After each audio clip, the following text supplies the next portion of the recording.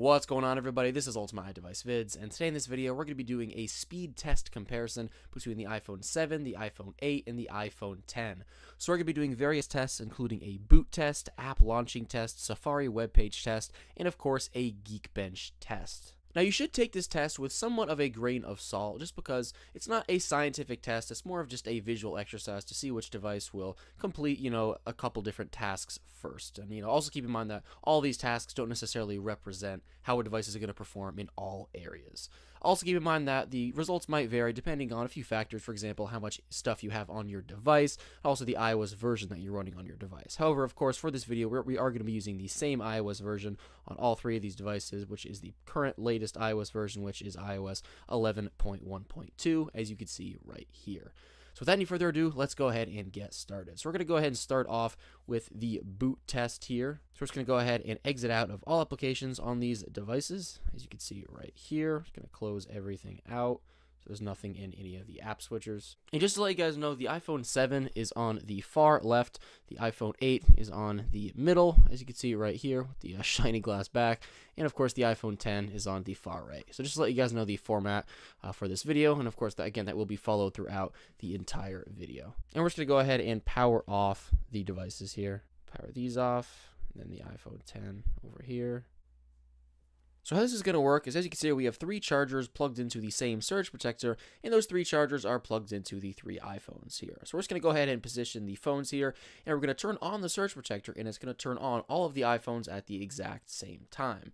Now, I do want to say, don't hold too much stock in the boot test in particular, because again, this is not going to determine how the device is going to perform in all areas. It's just kind of an exercise that people like to see. And I'm not going to cut anything out of this portion of the video. I'll just leave it in to let you guys know how long this is going to take. So as you can see right there, the iPhone 8 and the iPhone 10 pretty much booted up at the exact same time, and then the 7. But once again, don't really think too much about this particular test. Alright, so now let's do some app launching tests. So before we begin, I just want to show you guys that the app switchers on all these devices are empty, as you can see right here, nothing running. So we're going to go ahead and start off with some App Store games. So we have Grand Theft Auto San Andreas, Subway Surfers, and Temple Run installed on all these devices. We also have Geekbench 4, which again, we're going to be using in a little bit. And one more thing, guys, I just wanted to show you guys in the accessibility settings that 3D Touch is disabled on all these devices, just because it occurred to me that when launching the applications, I might accidentally start to trigger 3D Touch, which could technically delay things. So just wanted to show you guys that that's off, and now we could go ahead and continue. We'll just go ahead and close settings. We'll just remove it from the switcher 2, just like this, and then we'll go ahead and launch some games. But we're going to go ahead and start off with Grand Theft Auto San Andreas. I'm going to go ahead and try to launch all these applications at the exact same time, so definitely bear with me. Again, I did my absolute best to try to time this as perfectly as I can, but again, there it is for Grand Theft Auto San Andreas, the initial app launch. And of course, we just have this little splash screen here, and then we have this thing we actually have to skip. So again, I just skipped that real quick. And then the most important thing with Grand Theft Auto San Andreas is the start game, which is this one right here. So, of course, without a doubt, all the devices performed this task very well. It seemed the iPhone 8 and the iPhone 10, with loading this intro sequence you're about to see, was pretty much, exactly on the same level. They're pretty much tied, with the iPhone 7 hanging a little bit behind. But again, that could change, vary depending on a few different factors. But regardless, the takeaway was this loading sequence for San Andreas seemed to be loading very well on all of the devices. But again, the iPhone 8 and iPhone 10 really do seem to be tied in this particular instance. So, anyways, we're just going to go ahead and skip to the game using the little arrow there. Of course, all synchronized here. So we're just going to tap on that arrow there at the same time. And you see it actually loads into the game. All performed very well, pretty much exactly identical on all these three. So, all right, that concludes San Andreas for this test. We're just going to go ahead and exit out of it on all of these. And we'll go ahead and close the applications. Of course, got that new gesture on the iPhone 10. Still getting used to it, but go ahead and close that. All right, let's move on to Subway Surfers. We'll go ahead and open all of those up. And all performed, again, very, very well. You can see right there, pretty much exactly the same on all of them. Maybe a teeny advantage on iPhone 8 and iPhone 10, but really nothing you're ever going to notice in your actual reality, real life. So also go ahead and hit the tap to play button to start the game at the same time. Again, identical as well. So all devices performing incredibly well with these tasks. So we'll just go ahead and close Subway Surfers, exit out of it as well. Then we could go ahead and move to Temple Run next. And all right, let's go ahead and open up Temple Run there on all three.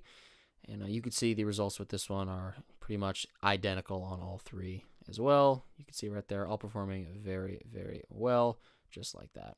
All right, let's go ahead and close out of these and clear the switcher. And now we're going to go ahead and move on to some stock applications. So now we're going to do some stock applications. We're just going to go ahead and do the weather application now. So we're going to go ahead and open that up.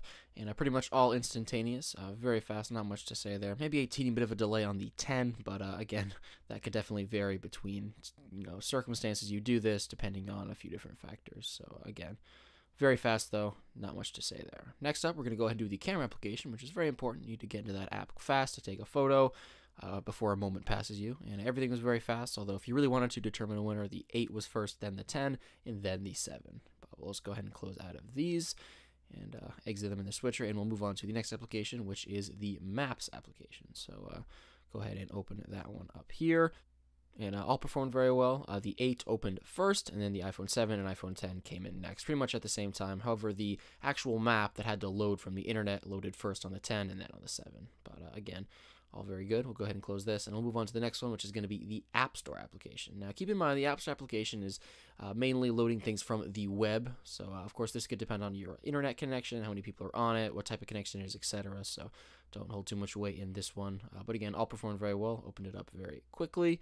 But again, it depends on the internet connection because it has to load, of course, information from the store. So go ahead and close those, and we'll move on to the next one, which is going to be the iTunes store. And the same thing applies. Again, has to load stuff from the web. And then we're just going to go ahead and open this one up here, iTunes Store. There you go. So we'll go ahead and close these. This actually concludes the app launching portion of the video. We're going to go ahead and move on to the Safari web page test. So we're just going to start off by going into the settings and clearing the Safari data for all 3 of these guys. And then we're just going to go ahead and back out of this and close the settings app and kill it in the switcher. Now, I do want to say for the Safari web page test, take this part of the video with a especially big grain of salt, just because this highly depends on the type of internet connection you have, how fast it is, how many people are on it, etc. So again, don't really take too much stock in this at all. But we're just going to go ahead and start off with apple.com. And as you can see here, it loads first on the iPhone 7, then the 10, and then the 8. I also threw in youtube.com as well. The same thing happened, first the 7, then the 10, and then the 8. But once again, do not hold too much stock in this. But yeah, this concludes the Safari test. We'll just go ahead and exit out on all these guys, and of course in the switcher as well. Of course on the 10 over here too. Go ahead and exit Safari. Alright, so now let's go ahead and get into the Geekbench, which is definitely a more reliable test. It's, much more scientific. It's not dependent on pressing the exact same thing at the exact same time. So we're just going to go ahead and open up CPU, and we're going to go ahead and run a benchmark on all these devices. So as soon as these are all done running, I'll be right back with the numbers. Alright guys, and the results are in here, as you can see. So on the iPhone 7, we have a single core score of 3,565, multi-core of 6,018. On the iPhone 8, we have a single core score of 4,251 and a multi-core score of 10,293.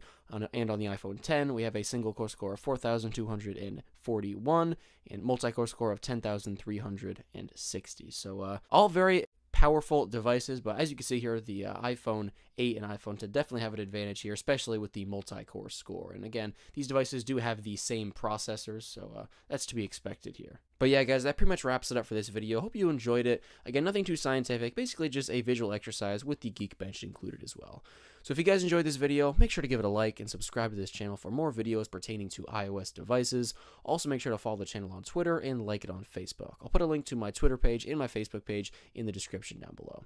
Thank you guys so much for watching this video, and I'll catch you in the next one. Peace out.